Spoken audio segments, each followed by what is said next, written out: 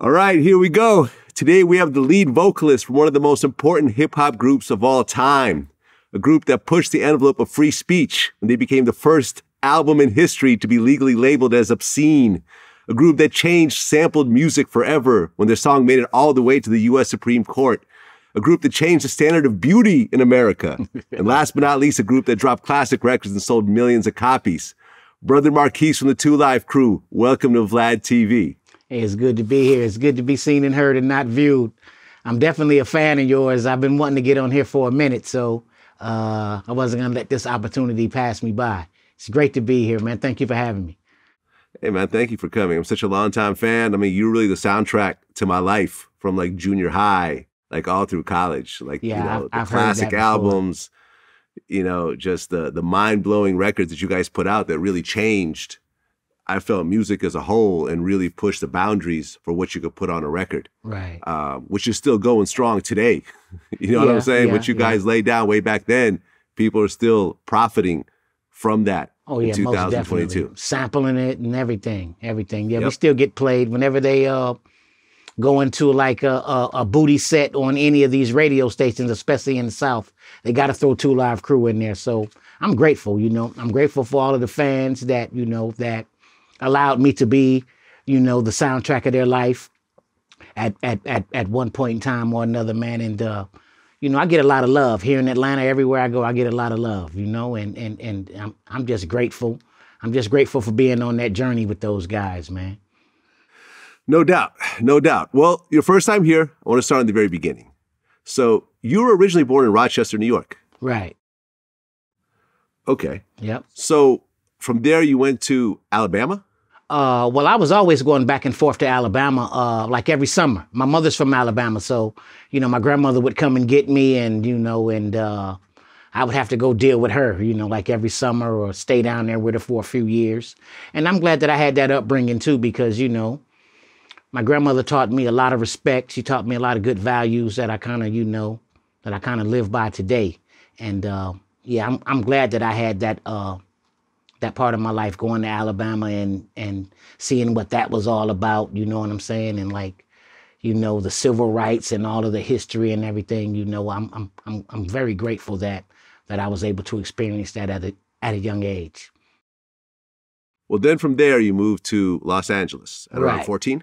Well, I moved back to Los Angeles. Well, from Alabama, from New York, I went to L.A.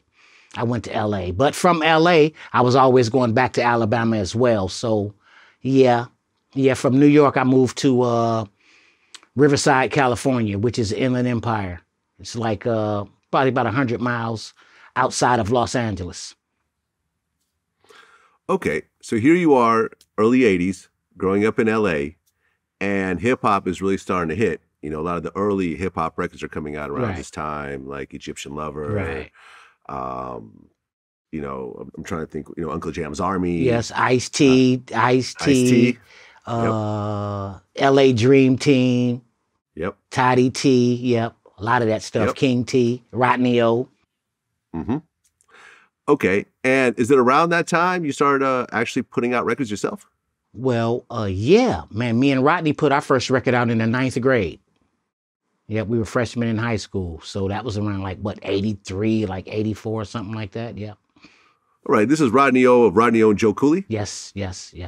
Okay, who became a very classic West Coast group that I feel like doesn't get enough props, you know, these days. Yeah, Rodney taught me how to structure a rhyme and how to put a rhyme together, and he was the first one to take me into the studio, and yeah, he was always into the culture.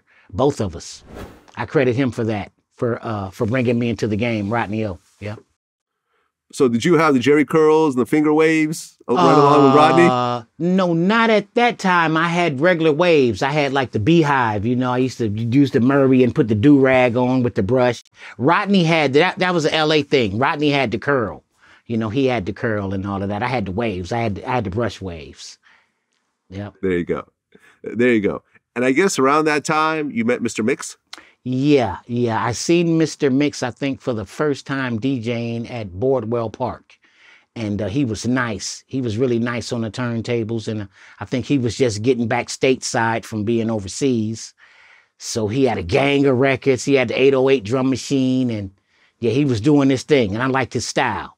And I gravitated to him, and I befriended him, and yeah, man, me, him, and Rodney. And Mr. Mix always, he kept his word. He kept his word.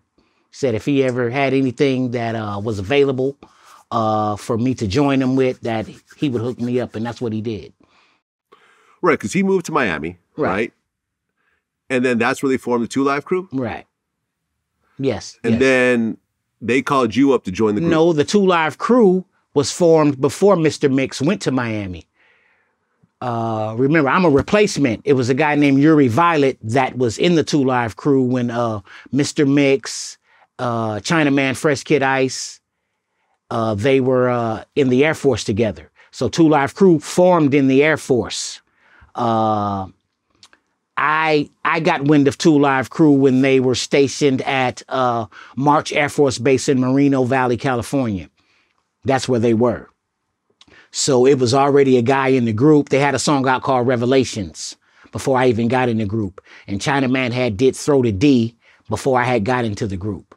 That was the single. That was the single that got hot in Miami, and which Luke took notice of him from that single right there, Throw the D.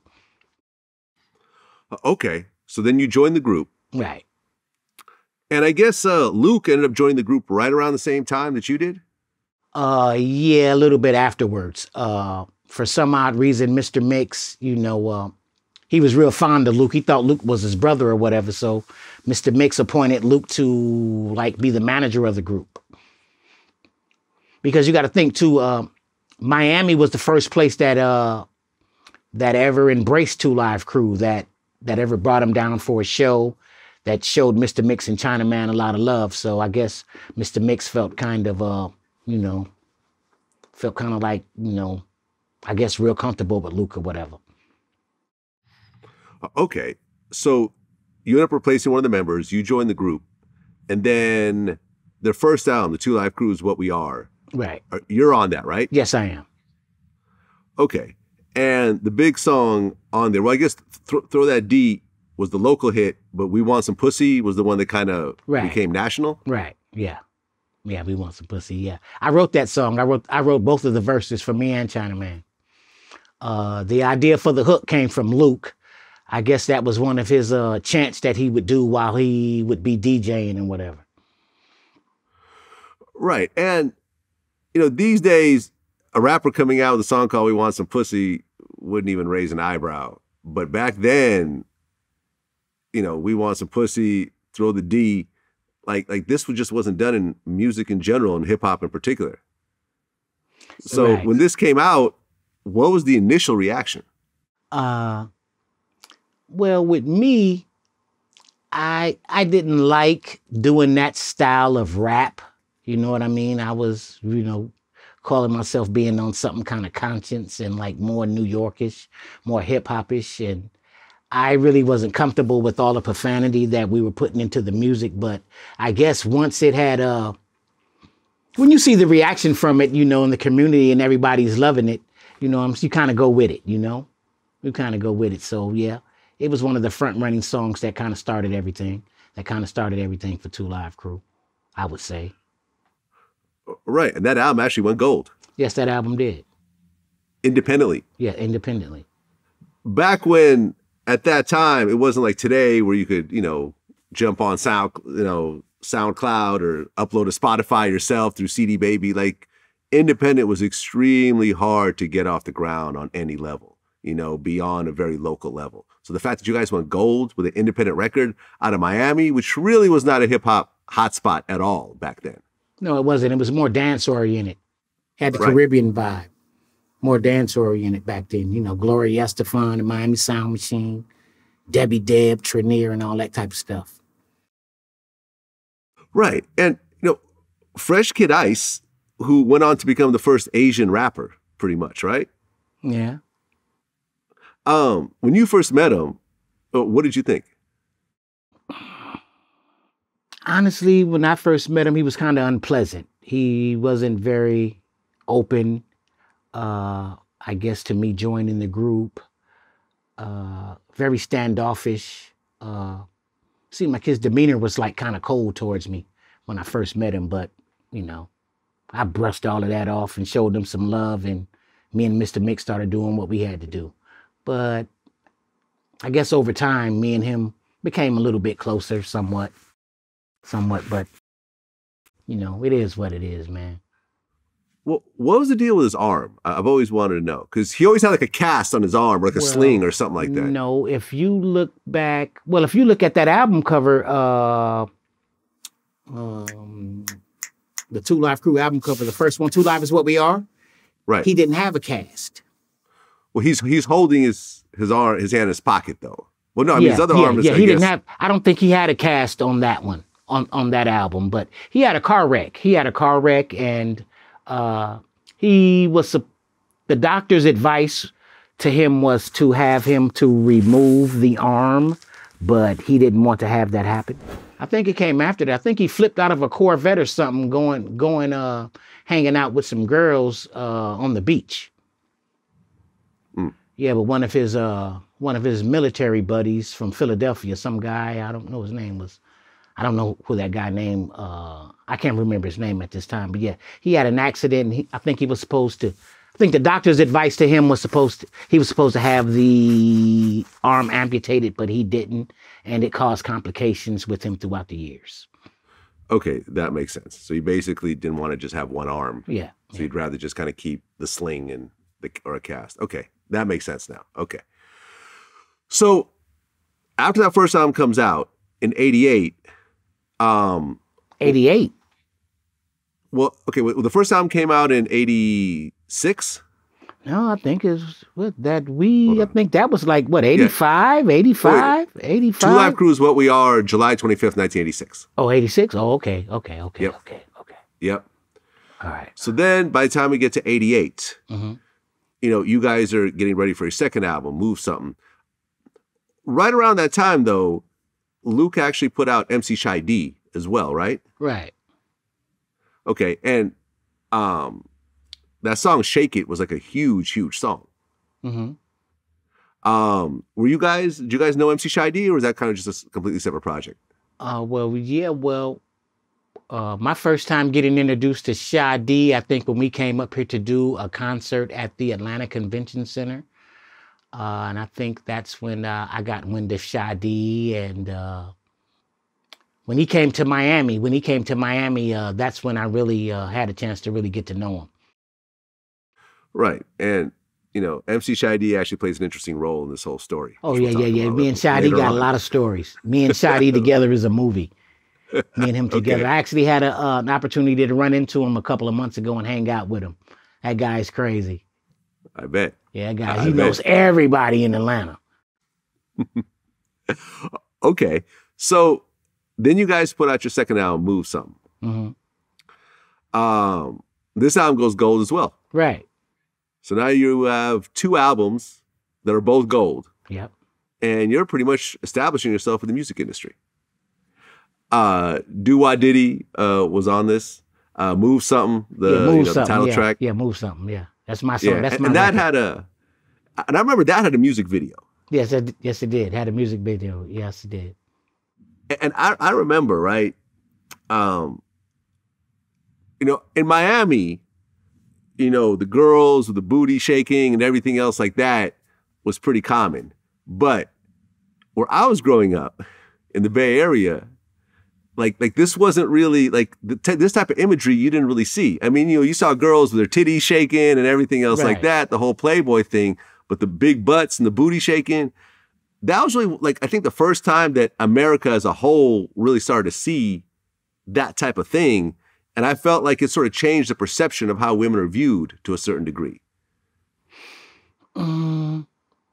Yeah. I mean, it was the first time that America actually saw black women exposing, you know, their body to that point. But I wouldn't go as far as to say how women are kind of viewed, you know what I'm saying? Because, you know, women doing things, you know, like that was going on way before Two Live Crew was ever in existence.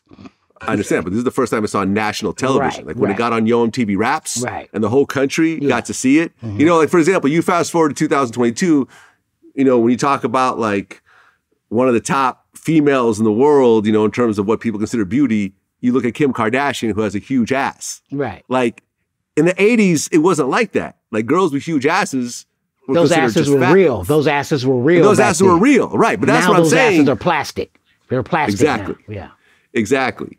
But you guys, I felt really introduced that, and I felt like that really kind of changed the perception of beauty and what men find attractive, how women wanted to look.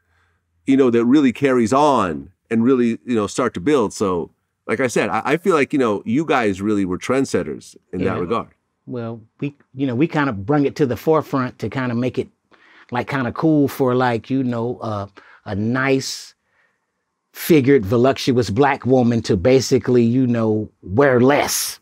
You know what I mean? Right. To wear less and have it naturally. Exactly. And have it naturally. So, you know, I mean, that was cool. I think it kind of shocked America because a lot of people wasn't ready for it. But, you know, in Miami, you got South Beach, you got Ocean Avenue. Everybody's walking around there naked, you know, half naked, basically. Yeah. Okay. And so this is the second album that comes out, and both albums are really explicit and have a lot of sex, X-rated lyrics and so forth. And was it around this time that like record store owners started to get arrested and cited for selling these copies? No, that happened when Nasty As We Want to Be came out. Move Something, Too Live Is What We Are, and Move Something was going good. It was going good. It's till when I wrote Me So Horny. Me So Horny came out on Nasty As We Want to Be, and it started becoming, you know, a little bit more pop. So to speak, and it started getting to, you know, the other audience, which was the white kids and all of that. And then it was a shock, and the things that we were saying, you know, some people took offense to it, but you know, we were already, you know, we were already using, you know, the saying and making the most degrading material ever on our first two albums. You know what I mean? I mean, at your age, when you look back at some of the lyrics, you know, for example, you know, me and my homies like to play this game, some call it Amtrak, you know, we call it the train. And there's a part of the song where you say, the girl will say, stop, I say, I'm not. I mean, kind of rapey lyrics when you look back on it. Yeah, but I have never forced myself on a female. I've never raped a young lady. I've always had consensual sex. Never none of that. Never none. I understand that, and I'm not accusing you of that. Yeah, but what I'm saying is that when you look at those lyrics, some of that shit was going on back then. And for that one particular song, that song was made up on experiences. I experienced that type of stuff. I've never ran a train on a girl until I met Luther. Not saying that Luther is all bad, but that was the kind of thing that was going on, you know, in Miami, you know, at that time. Yeah. You know, we got to Miami. It was sort of a lawless place where anything goes, and girls was there, and it was guys that was, you know, really like extrally on some thug and some, you know, some goon shit. And, you know, in Miami, it was nothing, you know, if you would hear guys say all the time, if I got rape license, that's what I heard in Miami. So, you know, I used to see girls get abused and slapped for not participating. And I am not, you know, trying to put anybody out there, whatever, snitch on anybody, but it was a lot of shit that I've never seen or heard, you know, before I got to Miami and experienced it. Yeah, I mean, this is the cocaine era of Miami, essentially. Hey, man, Miami was wide open. Like I said, it was lawless. It was lawless back then. Right. So then, you know, you already mentioned this, the third album, Nasty As They Want to Be. Right. That became the huge hit. Right. Yeah, Me So Horny. I wrote that record. Right. You wrote the entire record. Yeah, I wrote that whole record. Yep. As We Want Some Pussy as well. Man, listen, I mean, even to this day, every so often, I'll be like, never to the movies, just straight to my house. Like, you know, like the little lines from that song are so timeless. Yes, it is. That album goes double platinum. Right. So now Platinum you single as have, well. right, exactly. So now you have a huge record on your hands. And the Me So Horny sample, that came from Full Metal Jacket. Right, Full Metal Jacket, yep. Exactly. So at this point, you guys have a huge platinum single, a huge album. You guys are touring. How crazy are the shows?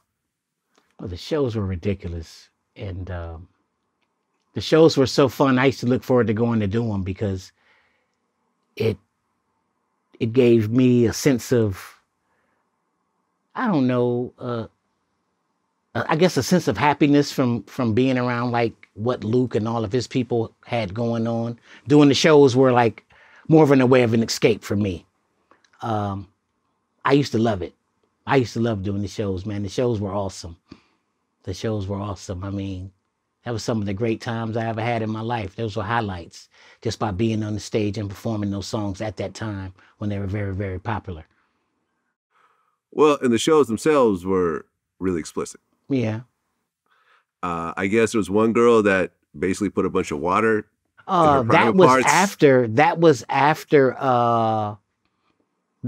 Luke. That was when me and Chinaman was out together by ourselves. Now at that particular time, I don't know what Chinaman had going on, but it's like he didn't really care. And we had a set of girls that were really like open-minded and just, really with the whole thing. And sometimes the shows at that point would kind of get extreme. Yes, it was a girl. She was deaf, and they called her Def Jam, and she could, put water, she could put water inside of her and hold it and go to the front of the stage and spray it in the guy's face, and they would love it. And they would love it, Okay. So this album comes out, is doing huge numbers, like I said. But then with the success, a lot of people got upset over the content. Right. And the American Family Association had a problem with it. And they met with the governor of Florida, Bob Martinez, who actually started to put some things in motion to actually label this album as obscene. Right. Him and Mr. Nick Navarro, the sheriff of Broward County. Exactly. And up until this point, I mean, there's always been like, comedy albums where people talk about sex stuff and so forth, but there's never been something that's been legally labeled as obscene until you guys came around. Yep. And I think partially because a lot of those albums were very underground albums. They wouldn't even hit the charts. They would sell maybe a few thousand copies and so forth. None of them were going double platinum or hitting the charts and everything. You guys put all this thing on Front Street, and now the law started to sort of catch up and have an issue with this. And this was the first album that actually had the parental advisory sticker on it. Yeah, some could say that. I think Dee Snider from Poison to say he was the first one, but if he was, that was for rock and roll. We were the first ones for rap. Right. And the sheriff of Broward County at the time, Nick Navarro, got a ruling saying that there was an obscenity violation with selling this album. And he actually started to arrest this one store owner for selling this album. Yeah, what was his name? Charles somebody. Yeah, he did arrest Charles. Yes, he did arrest him. That was in the, I think that was in the Oakland Park Flea Market in Fort Lauderdale. Someone got arrested. Charles Freeman. Yeah, Charles Freeman. Yep, Charles Freeman. Because he sold a copy of your album to an undercover cop, and then he got arrested right afterwards. And then I think right around that time, you guys performed at a club. Yeah. And by performing these songs, Navarro got you guys arrested as well. Well, it didn't get me arrested. I've never got arrested for doing anything to Live Crew. I get away. Oh, you ran off? Police come, I get away. I had to turn myself in. I'm not going to jail for no rap shit. You know what I'm saying? With just a lot of other illegal stuff out there I could really be doing. You know what I mean? So I run. I got away. I let Luke get arrested. Right. Well, everyone gets arrested except for you. Right. You guys get acquitted. And then the record store owner, Freeman, he actually got his conviction overturned on appeal as well. Right. And then right around that time, other people started getting arrested also. There was like a guy in Canada named Mark Emery who was arrested for selling the album. And just all over the country, this is becoming a very kind of a hot spot. Like, are you allowed to sell it? Are you not allowed to sell it? Are you risking jail by selling it? Which all it did was get everyone interested to see what the hell this album is and what's on it. It just made us hotter. It just blew us up even more. That publicity just made us just go off of the charts. Yep. And, on this album, there's a little bit of drama in terms of sample clearance. Oh, yeah. All kind of shit. You guys Crew is full of drama. Right. The whole thing. So are you talking about now, who was that? Van Halen. Yeah, Van Halen. We paid those guys. I thought Van Halen got paid. I think it was Roy Orbison for Pretty Woman that was kind of making some noise, as well as, what was that, George Lucas? George Lucas didn't want the Skywalker name because Luke was actually called Luke Skywalker back then, Luke Skywalker Records. Right. So George Lucas didn't like the Skywalker name, so he did a cease and desist, and so forth. And was it around this time that Atlantic Records came in and actually signed the label? Or signed the group, signed you guys to Atlantic? Well, let me backtrack a little bit because, the group was supposed to be signed to Atlantic, but remember, it came out to be just Mr. Campbell. Right. They didn't tell us anything about the Atlantic Records thing. I mean, we went to Atlantic Records and we met a couple of executives. They had us in there for like 2 or 3 minutes high and by, and they rushed us up out of there. That whole Band in the USA thing with Atlantic Records, I think Luke tricked us, lied to us, betrayed us, and went and did that basically on his own. By just by just having us to do the work for him on the album. Okay, because that next album was on his own, Okay, because that's that when next a lot of album bullshit started. That's when a lot of bullshit started. Right, because the next album was Band in the USA, which was based on what was happening already. Right, with the album getting pulled off and the governor and everything else like that. On the main song, you guys actually sampled Born in the USA. Right. Which was a Bruce Springsteen song. And I guess, was it the governor that pressured Bruce Springsteen not to give you clearance, but he did it anyways? Yeah. Bruce was always cool. I mean, he was like, that's music. People are going to, buy or gravitate to what they want to and basically leave us alone. And, we're free to be, artistic in any way that we choose to be. And basically he was on our side. I don't know what kind of ever came after that. I know it was what, Tipper Gore, Al Gore, and Dolores Tucker, and a lot more people that were kind of offended by what we were doing. And they had, raised their heads up to cause a lot of static. But to me, I really didn't pay any attention to it because, it was just all bullshit. The way that everything was going, the controversy that came in, the way that everything was happening internally in the group, it had, it was coming to a boiling point at that time. Enough was enough. Right. And on that album, you had a song called Fuck Martinez. Yeah, that was Luke. That was Luke's shit. He was doing all of the chanting. Right. Yeah. And part of the song was Fuck Martinez, which was the governor of Florida at the time. No, he was Navarro. He was the governor of Florida. Yeah, you're right. Right. And Fuck Navarro was the other chant. Yeah, that was that was the sheriff. The sheriff that arrested you guys. Yeah.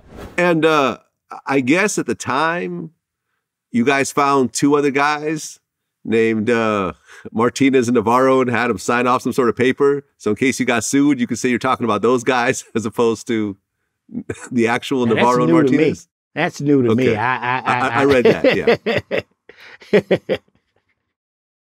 I read that. Yeah. Okay. Well, ultimately, nobody sued. But I mean, you got to understand that with disc records being what they are these days, back then to actually say fuck Martinez, or fuck Navarro, people, NWA was doing songs like Fuck the Police, but they weren't actually naming the actual police officers in the process. You guys were naming the actual cops. Yeah, Luke was naming the actual cops. Right, but you guys are in this, you guys are thrown into this, whether you like it or not. Right. you know, because you're on the album. Yes. You know, it's a 2 Live Crew album. So Right. here you are, mushed into this. And this album does well. This album went gold, was it? Or platinum? Band in the USA went gold. Gold. There you go. Now, you're saying that up until this point, you didn't have a contract or anything else like that? We didn't have a contract until Nasty As We Want to Be. Okay. And why was that? Well, at that time we were being, I guess we were being primed. We were family, we're friends, we're brothers, and la la la la la la la la la la la la la. Nasty As We Want to Be came along and blew up, and Luke fucked everybody, basically. Got us under contract and fucked us. Yep. Well, you said you didn't see any money off Band in the USA. Heck no. Heck no. Band in the USA, I think like 14 million or some shit? Nope. And me and Luke actually were into it when we were writing Band in the USA, because I didn't write that song. Those are not my lyrics. And I'm like, Luke, I got my own lyrics. And he's like, just do it. And but at that time, I had got really tired of Luke, because I was never really too fond of Luke anyway, you know, and I don't mean to keep, you know, bringing this up, but when I first got to Miami and my bags were in the car, Luke, he was in there beating up his baby mother. So that wasn't cool with me, you know, and I didn't like that. And, you know, and just things that were going on, things that he was saying out of his mouth. You know, these guys are green. They're from California. I'm going to use them. I'm going to cross them. I'm going to nail them to the cross.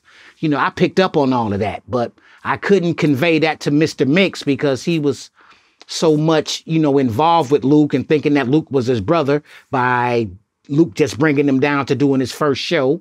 He fell in love with Miami and Luke, and we were kind of at odds. But you know, I tried to display honorable loyalty with Mr. Mix by sticking with him, and I just was messing with a guy that was messing with the wrong guy, and basically that's just how it turned out. Luke doesn't know anything about me. We never sit down and had really a conversation. I wasn't really asking him for a lot.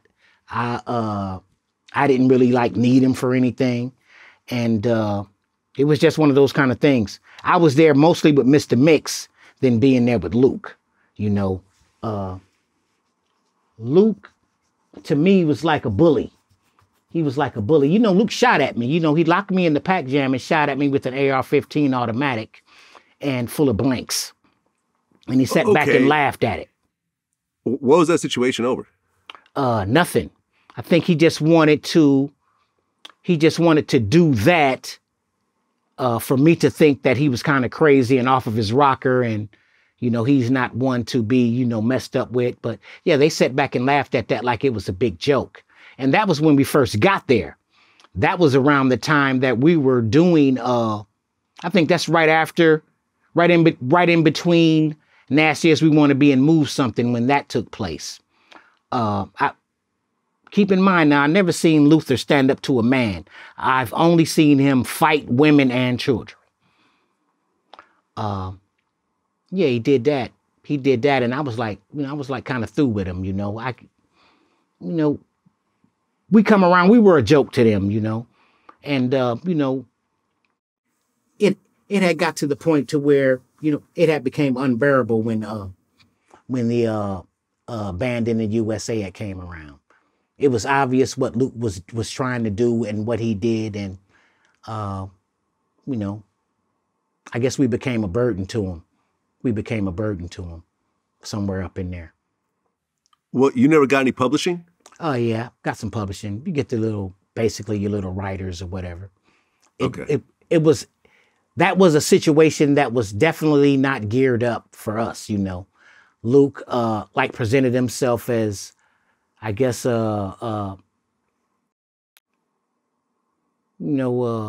bully with boo game, you know, selling wolf tickets kind of kind of like we were green, and I guess he thought that he could scare us, and that anything that he would say we would go for, or Mr. Mix would go for, and in return we would.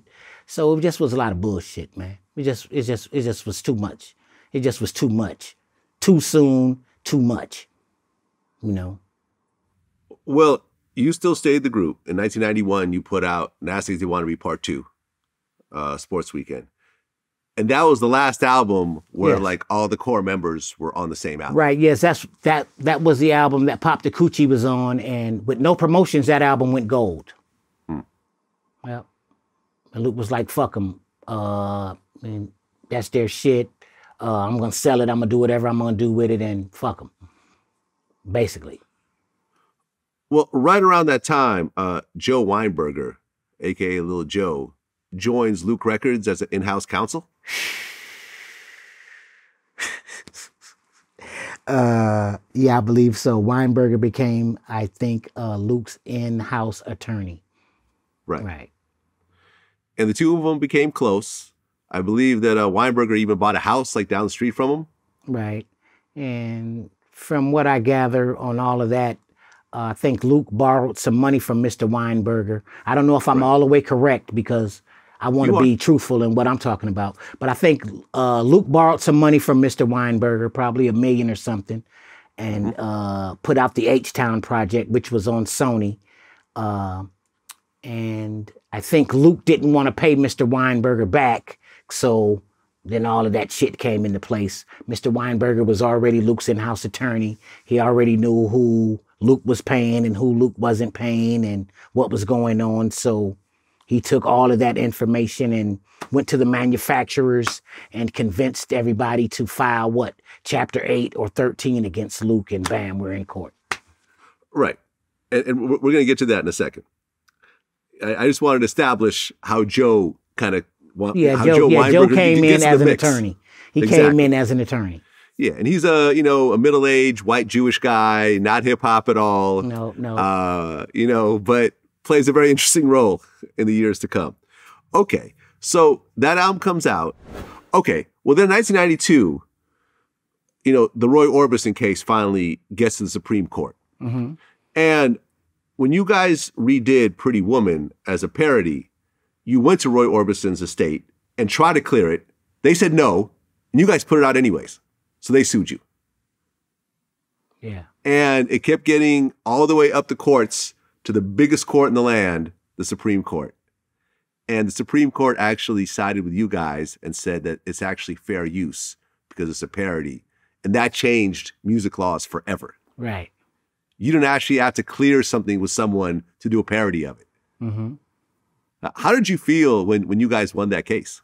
I thought that was big, man. I felt like, I felt like I was really winning.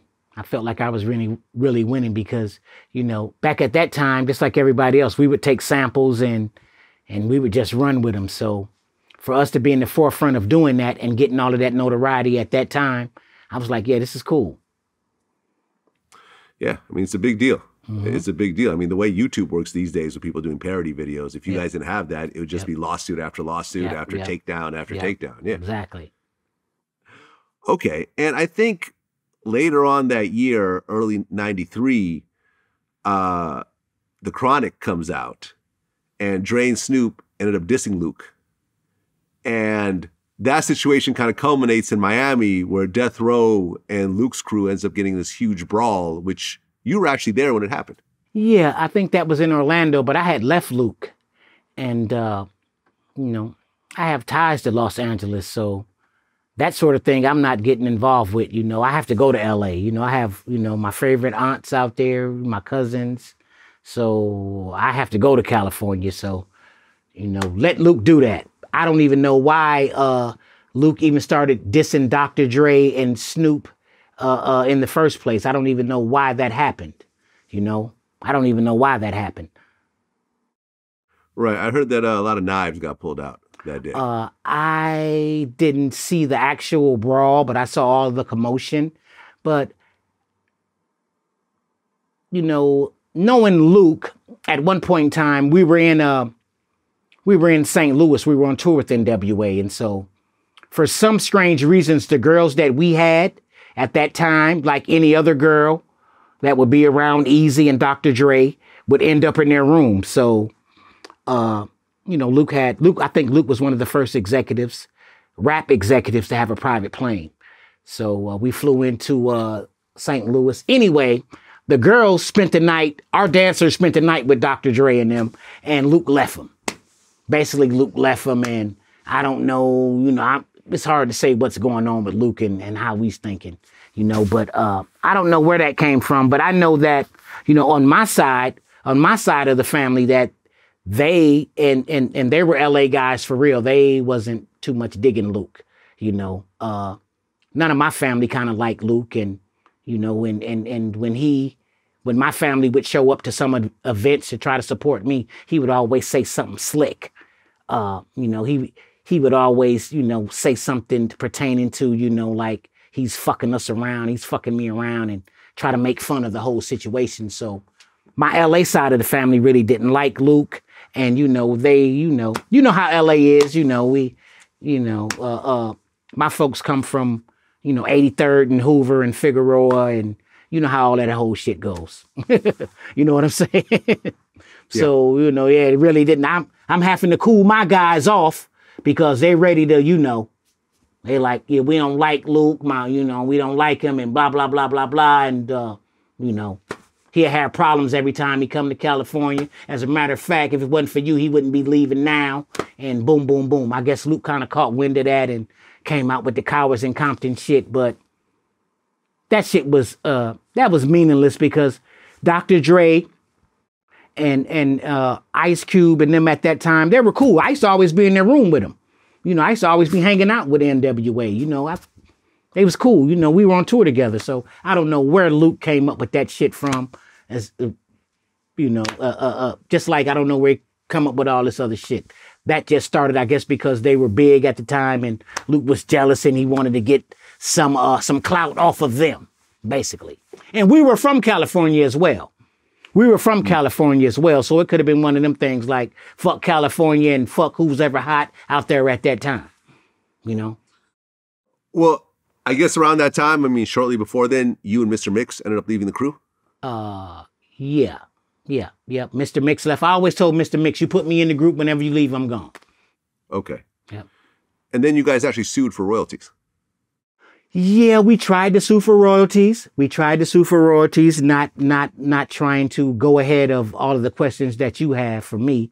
But yeah, we tried to sue for royalties in some form or fashion. Luke promised Chinaman a solo album and probably gave him X amount of dollars to side with him, and that fucked up our case. We were all supposed to be together suing Luke, but Chinaman stayed with Luke for some reason, and you know, bam, there it goes. Right, and I think right around that time in '93, Ice-T had an album called Home Invasion, and there's a song on there called 99 Problems that you were on. That song did pretty well. That's my song. That's my whole idea. That's my whole concept. Okay. Years later, Jay-Z ends up remaking that song. But I guess the way your paperwork was set up, you never got any royalties for it. Just out of good faith, Ice just, you know, he gave me a little something, but after he paid me, he fell out with me. You know, in the record business, I'm just finding out that if you sue a rapper for using some of your shit and it doesn't, you know, get taken care of properly, they take it as if you're snitching on them. So I didn't know that at that time. The Associated Press got a hold of what was going on. I think the lawyer that I had at that time, since it was such big names involved in the case, you know, maybe he wanted some promotions and he let it leak out, but I was trying to keep all of that confidential. But anyway, it came out and blase, blase, blase, blah, blah, blah. Yeah. Yeah. Right. And by that next year, in 1994, MC Shy D, who, like you said in the beginning of the interview, had some big hits and some big albums, I guess he went to jail for a while. And when he got out, he was owed a bunch of royalties. I don't know anything about Shy D's going to jail, but I know that the stuff that Shy D had going on with Luke was kind of before 99 Problems in Me and Ice-T. Okay. So I think that was before then. I think he had filed before then, but then ultimately in 94, that's when it finally went to trial, and MC Shy-D won a $2.4 million judgment against Luke. Right. And I guess at the time, Luke didn't have that type of money. What? Yeah, well, Luke is always going to say he ain't got no money. I'm crying trying to get some money from him. He crying not to pay me. So, you know how that is. Well, yeah. And then at that point, things started to fall apart. I think Luke ends up firing Joe Weinberger.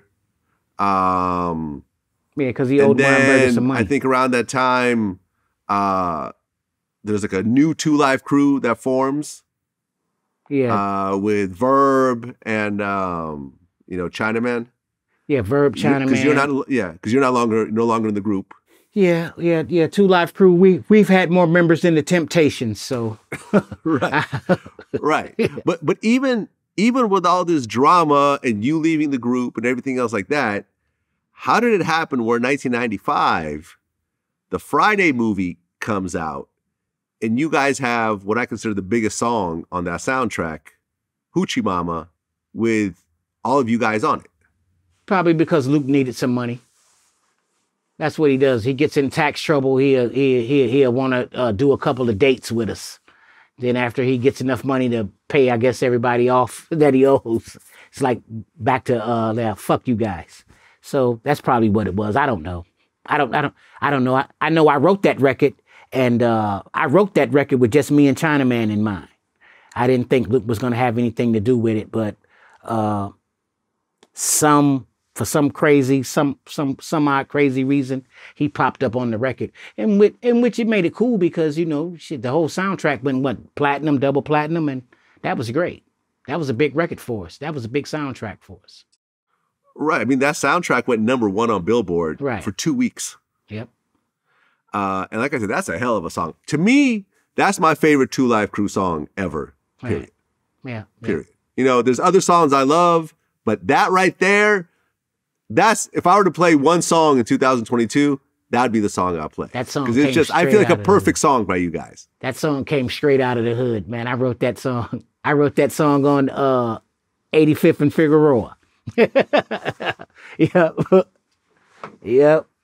Right. And that was actually the theme song for Craig's girlfriend, Joy. Right. So like when she came to the house, that's what, well, actually, no, it's playing in her little Civic. Yeah, and it's in the car when she pulled up. Right. When she pulled up. When Craig was asking her for some money. Exactly. Yep. Exactly. Did you guys see the movie before you wrote the song? We just had a little video clip. We just had a little video clip of the movie. Okay. So when the movie came out, did you think it was going to be like one of these all-time classics?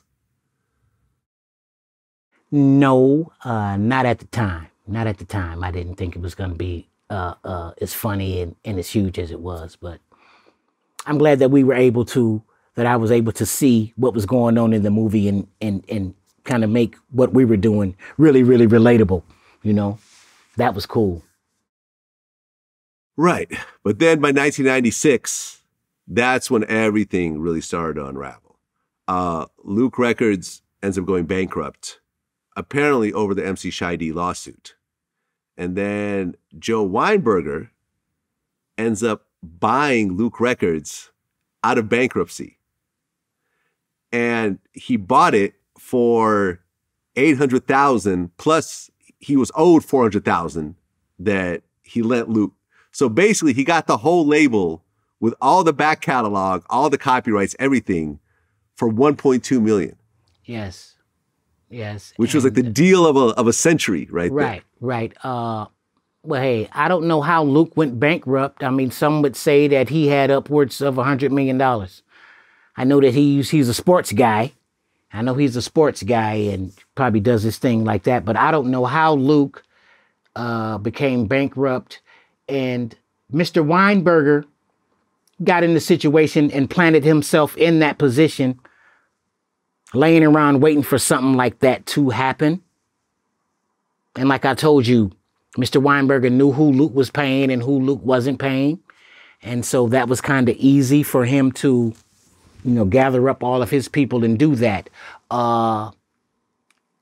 And some would even say, Luke would say, I don't give a fuck about that catalog. It's not going to be anything. It's not going to be worth nothing without me. I'm selling their music. That's their music. Fuck them. I got all of the money. Fuck them. I'm going to sell it. I'm going to sell it and get out of debt. And that's just what he did. Right. Well, Weinberger bought it for $1.2 million, and Right. he owned the Two Live Crew name at that point. When he bought it,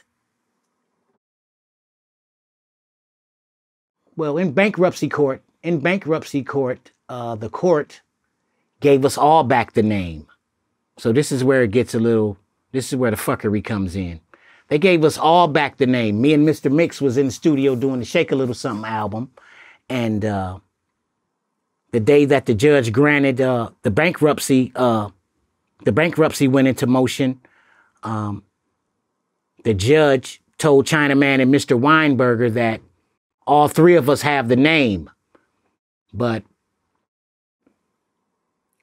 for some odd reason, I don't know if it was money, greed, or whatever, Chinaman sold some of the name, thinking he sold some of the name to Mr. Weinberger. But in the middle of all of that, Mr. Weinberger had some fraudulent paperwork or whatever. Something happened to where he ended up owning the name. So me and Mr. Mix, at that time, me and Mr. Mix didn't even know that we could have had the name. You know what I mean? Because we were making records, all three of us as a group. But Chinaman knew that, and he went behind our back and sold the name to Weinberger, and then Weinberger fucked him out of the name. Right. Right, basically. So after he went and bought this whole back catalog, I mean, there was an interview, and Joe Weinberger said, when you could buy something that's worth 10 to 15 million for about 10 cents on the dollar, that's an excellent business opportunity. Yep. And they were saying, I guess in the interview, they were saying that just the Two Live Crew part of the catalog was making $2 million a year. And he actually said it's a lot more than that. Well, here you go. You spend $1.2 million on something that's already making $2 million a year. You made over 30,000 off of it and sold the publishing, 14 years ago? Exactly. And you reference what Luke said. Luke said, I don't give a damn about any of this shit, because if I did, I'd want to blow some motherfucker's head off. I'd blow Weinberger's head off. But I'm past that. At the end of the day, all of them who fucked me have to answer to a higher authority. Nobody never fucked Luke. Luke fucked it. Luke makes sure nobody fucked him. He was too busy fucking everybody else, which was basically us. Well, you don't think that Luke got fucked out of his whole, back catalog? Luke sold that catalog to Weinberger to get out of debt, knowing what he was doing. But Luke did not know that the catalog would become worth something over time. Luke sold that catalog like, fuck him. It's not going to be worth anything without me. And then Weinberger took it and made it what it is today. All of the movie licensing and all of the repackaging and all of that shit. Luke thought it was dead in the water when he sold it. And it was always our shit. It's they shit. So I'm breaking even, basically. I'm winning. Right. Well, because Weinberger ends up starting Lil Joe Records. Yep. And he ends up signing you guys to the label, along with like Poison Clan and some other acts. No, Poison Clan was never signed to Little Joe Records. Oh, he wasn't? Okay, well, no. My mistake. Sorry. Okay, but you and Chinaman signed. And that's, you talk about that album that you guys put out through Lil Joe Records. Right. That's the Shake a Little Something album. Right. And he's putting out projects, and it's just, it's kind of crazy. And, around that time, there's all these rumors that he got someone's car firebombed, he got some people beat up and so forth. And, and he addressed some of these rumors. He said it was all ridiculous and so forth. But you know what I'm talking about with these rumors. Man, it's all kind of stuff. It's all kind of stuff with those guys. I mean, Weinberger throw a couple of dollars around to some of those guys out of Miami, and they'll go do what he's paying them to do. And if I'm not mistaken, I think someone threw a pipe bomb up under one of Luke's cars too, but it didn't go off. I know that was on the news down there, but yeah, it's all kind of little shit, man. It's all kind of little shit. You know, Weinberger got that catalog, and he befriended Chinaman to where Chinaman was thinking that he was going to be a part of it by fucking me and Mr. Mix, and Weinberger ends up fucking him as well. So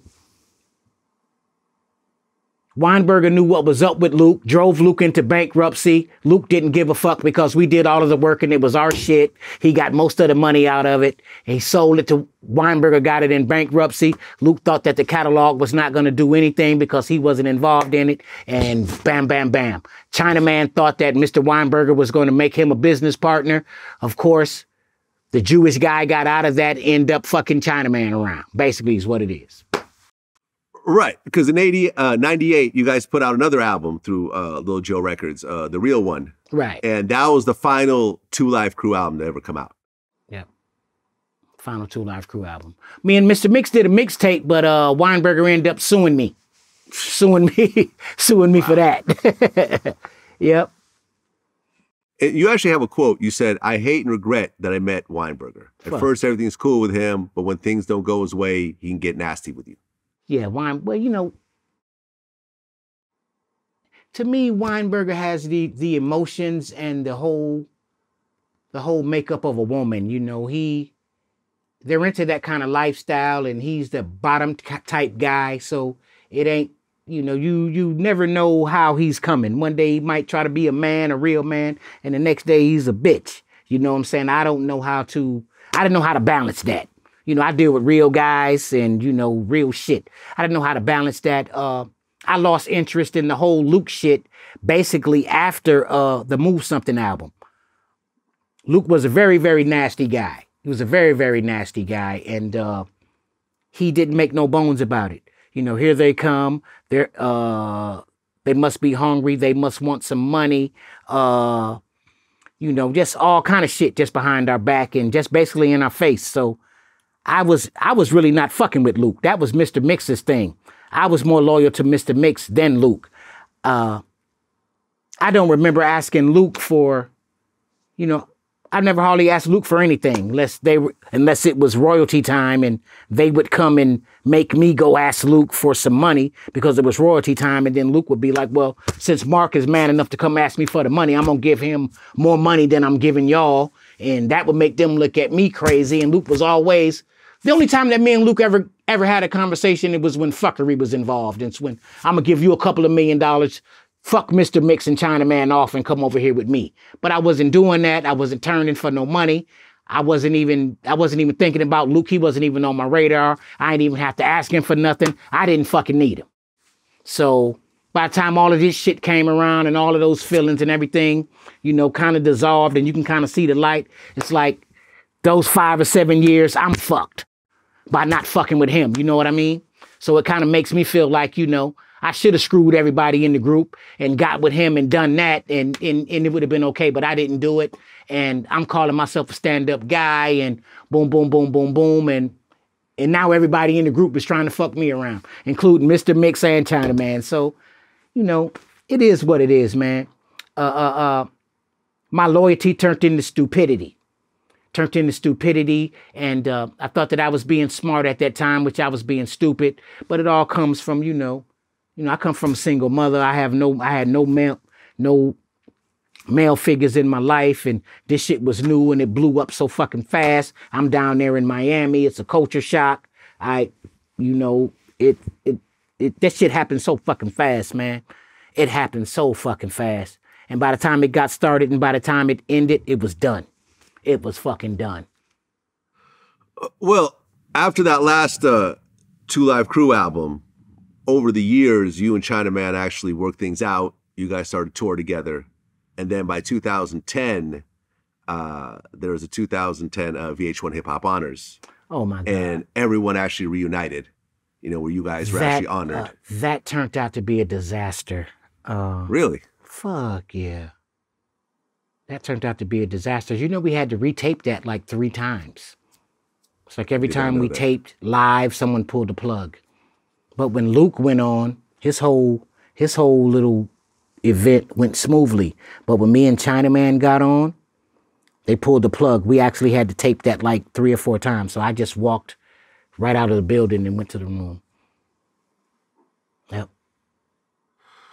Well, and then in 2017, Fresh Kid Ice, aka Chinaman, ended up dying. Right. Were you in contact with him up to that point? Yep. Well, what did he die from exactly? Died from complications. I think he had a renal failure. I think his organs just shut down. Basically died from hurt and a lot of pain. He just couldn't take it no more, man. He was actually fighting Weinberger, trying to get that shit back. And some would say that while he was in the hospital, sedated off of medication and whatever, that Weinberger slipped some kind of paperwork in on him. But that was his whole thing. Me, basically, I knew he was going to die. I thought that he was going to die years before he actually did. So I told him, I said, man, the only thing that's going to save you, man, is to get out in front of the fans. You need to work, because if you keep sitting around here, we might not have you. So let's go to work up under all of these circumstances with Mr. Weinberger and how he tries to handle everything. And let's just go to work to keep you going. And that's what I called myself trying to do for him. But in the midst of that, I'm steady getting, he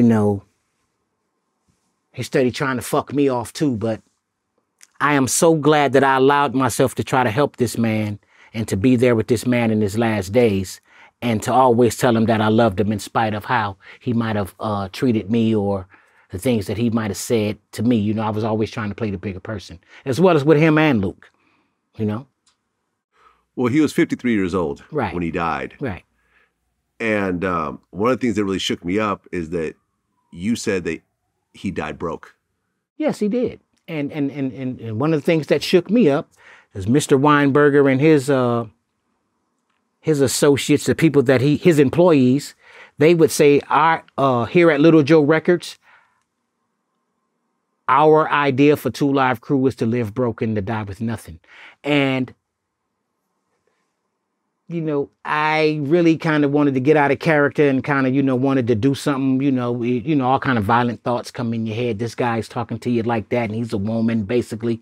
He's everything but a cross-dresser, and he's talking to me like that, and, because he can do it. But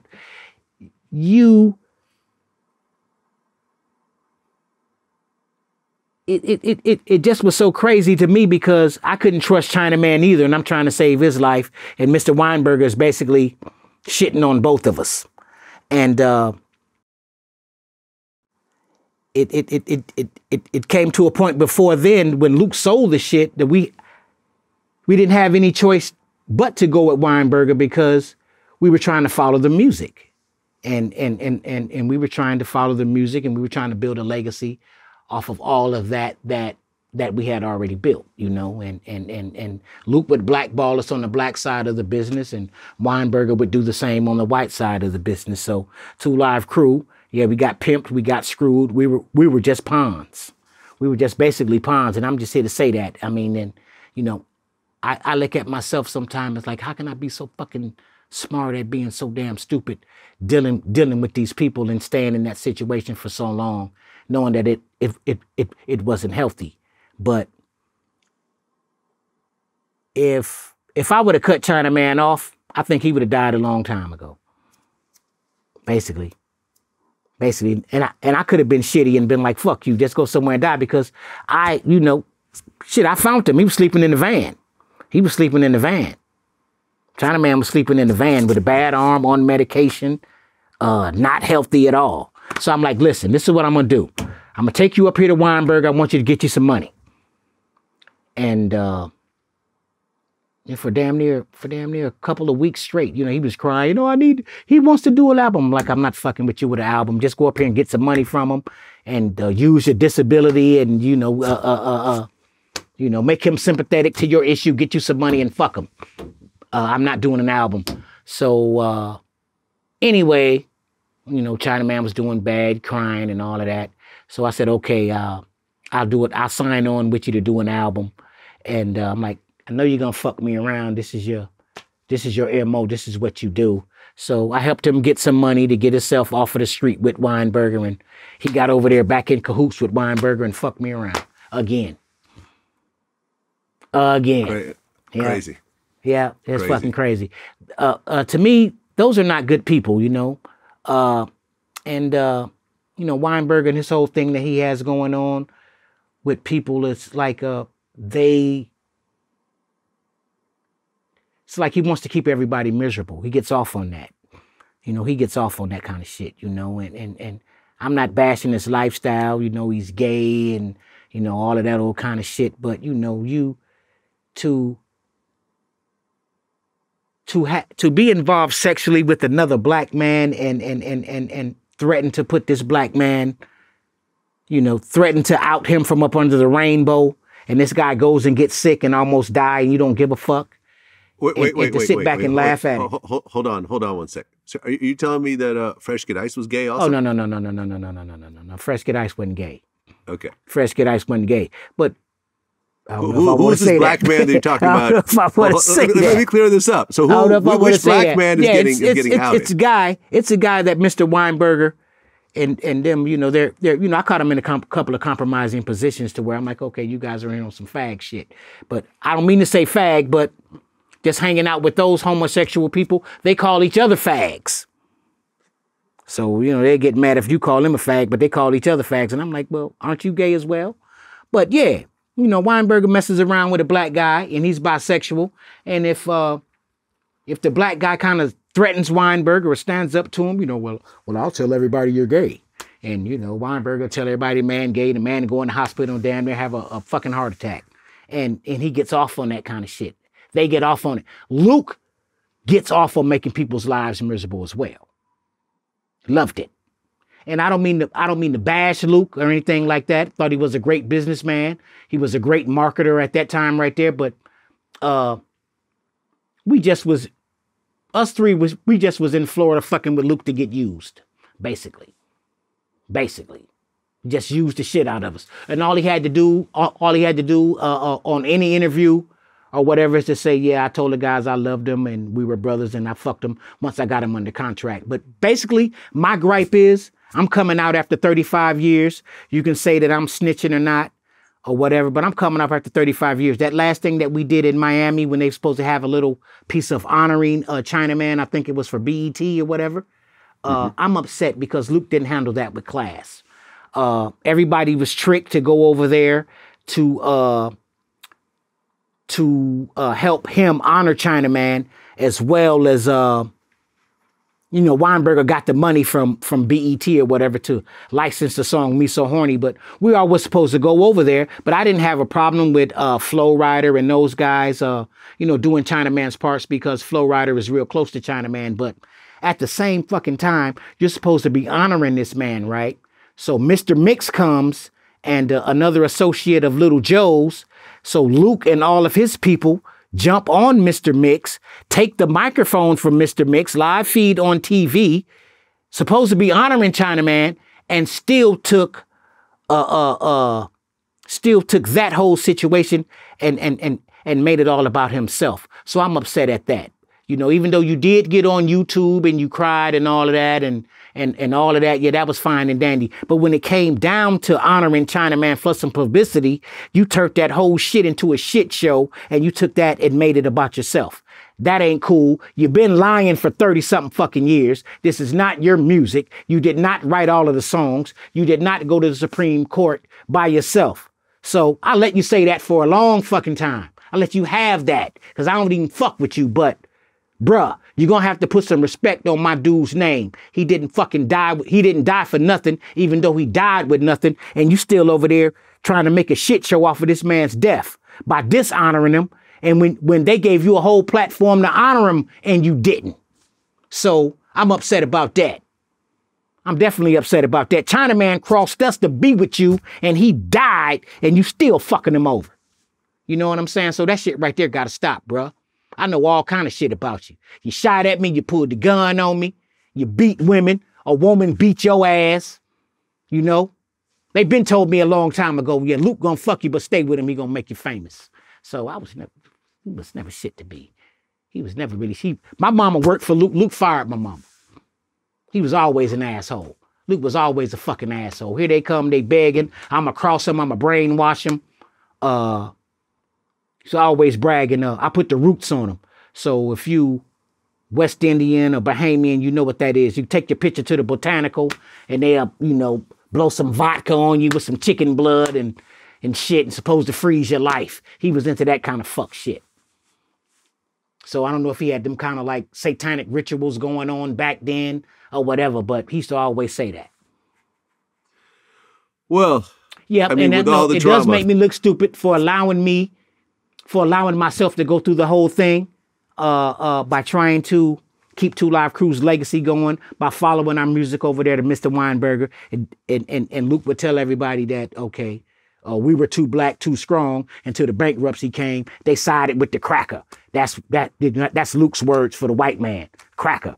Yeah, we sided with the cracker, but you sold the shit to him, and then you're going to turn around and tell everybody in the black side of the business that we helped the white man take your shit and then run over there with you. You wanted to get rid of us way before Little Joe came into the fucking picture. You was offering me money to break up the group. And then when I wouldn't do it, you, all of a sudden, I'm the bad guy. I'd come in to get money. You get on your loudspeaker in your office and just fuck me around in front of your employees and just everybody. So our whole thing with you was to get them down here, to befriend them and to love them and to fuck them. So basically that's it. Well, I mean, even with all the drama and the ups and downs, you still have a legacy of some very dope music and some very timeless songs and some albums that still get played to this day. If you're talking about the Miami sound, I feel like you guys defined it. And I feel like you guys set the blueprint. Yeah, Mr. Mix did. Mr. Mix did that. Yeah. Yeah. But with your vocals, with the way you guys ride on the beats and so forth, you guys weren't rapping like the New York guys. You guys weren't rapping like the LA guys. You know what I mean? You guys had your own thing and it set up a blueprint for years to come. And like I said, the albums, you have timeless songs on there. Me So Horny is still getting played to this day. Hoochie Mama is still getting played to this day. Yeah. He still shows up in movies and so forth and TV shows because it really represents a certain era and it really created the soundtrack for a lot of our lives, me included. Yeah, man. So, I'm sorry for all the drama and the ups and downs. It's just too much shit, man. It's just way too much shit. And it just keeps continuing and continuing and continuing. It's like, to me, with Mr. Mix, it seems like, okay, that happened to us. Can we show growth? Can we show maturity? Can we be grown men towards each other? And that's not even happening, man. So, that's that bullshit. Groups are hard, man. Yeah, groups are bullshit. Groups it's are hard. A lot of bullshit, man. It's a lot of fucking bullshit. You guys are not the first group to go through this, and you will not be the last. It makes me hate Two Live Crew. I don't I even want to have any fucking part to do with it. It's just too much, too quick, and too fast, and too hard, and too fucking hard, man. Just way too fucking hard, But it is what it is, man. And I'm grateful to be on that journey with those guys because it's making me who I am. And I could always look at them in the face and say, I didn't fuck nobody around. I can be a stand-up guy in that situation and be proud of that. So basically, that's just what it is, man. It was just a lot of guys that had a dream and, we were involved with the wrong person. We were involved with the wrong person, man. Basically, literally the wrong person. Well, like I said, regardless, you guys still put out dope projects and dope songs, and you guys have a legacy. And even with you not putting out music actively right now, the songs that you did make are living on and still being listened to and so forth. And you can stand on a legacy that I believe will be around after both of our lifetimes. These songs will continue to live on. And man, listen, at the end of the day, everyone is young and stupid. To try to give someone 18, 19, 20 years old a whole bunch of money and a bunch of fame and a bunch of girls and a bunch of screaming fans, expect them to do the most mature business-like move without a whole bunch of people around, man. You don't see that very often. I know it. And I know it. And then, I look at it from that point too, to where it's if I was really dumb paid back then, I probably wouldn't be here now. So, God knows what he's doing. at all times.